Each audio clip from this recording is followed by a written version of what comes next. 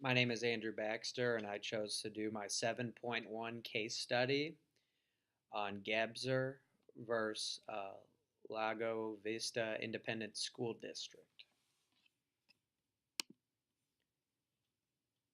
In 1991, Alida Gebser was an eighth grade student who had joined a high school book club, which was receiving federal funding and taught by Frank Waldrop, who was a teacher at the high school um, where the middle school feeds into in that school district, in Lago Vista School District. During discussions, and this was in the spring of Miss Gebser's eighth grade year, during discussions, um, Mr. Waldrop often made sexually suggestive comments to the students, making several of them feeling uncomfortable. When Gebser left the middle school and attended high school that fall, she had been enrolled in Mr. Waldrop's class. Waldrop had continued to make inappropriate comments towards the students, especially towards Gebser, often referring to the amount of time they spent alone together and things of that nature. One day, when taking her a book to her actual home, Waldrop had kissed and touched her inappropriately, after which the two began engaging in sexual intercourse several times for the remainder of the school year. In 1992, two parents had complained about Waldrop's comments in class. They were very concerned and brought it to the attention of the school principal. The school principal had arranged a meeting in which Waldrop apologized to the families and said that he did not mean to offend the kids and promised it would never happen again. A couple months later, a police officer discovered Waldrop and Gebser having sexual intercourse and arrested Waldrop. Um, Thereafter, the school had immediately terminated his contract and he had lost his teaching certificate as well. The question in this case, brought up in the case study book, Case Study in Sports Law, is when is the school district liable in damages under the Title IX Act? Okay, that is what is being questioned. Originally, Gebser and her mother filed suit against Lago Vista and Waldrop, both seeing damages from Waldrop and the school district. They sought punitive damages because they thought that the school would be liable as well.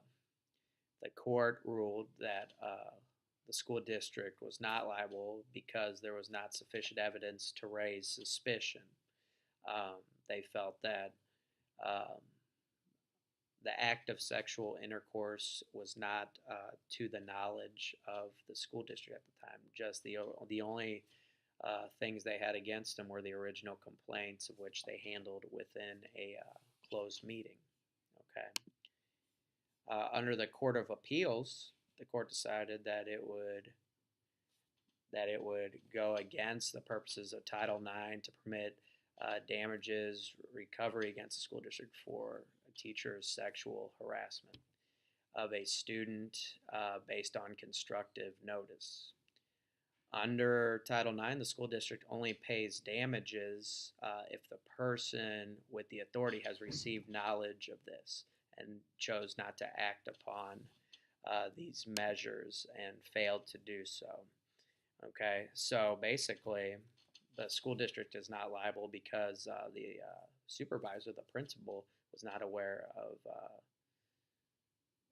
the fact that the student and the teacher were having sexual intercourse. So they were not liable. If the principal had known, then under Title IX, the school district would be liable for only specific amounts of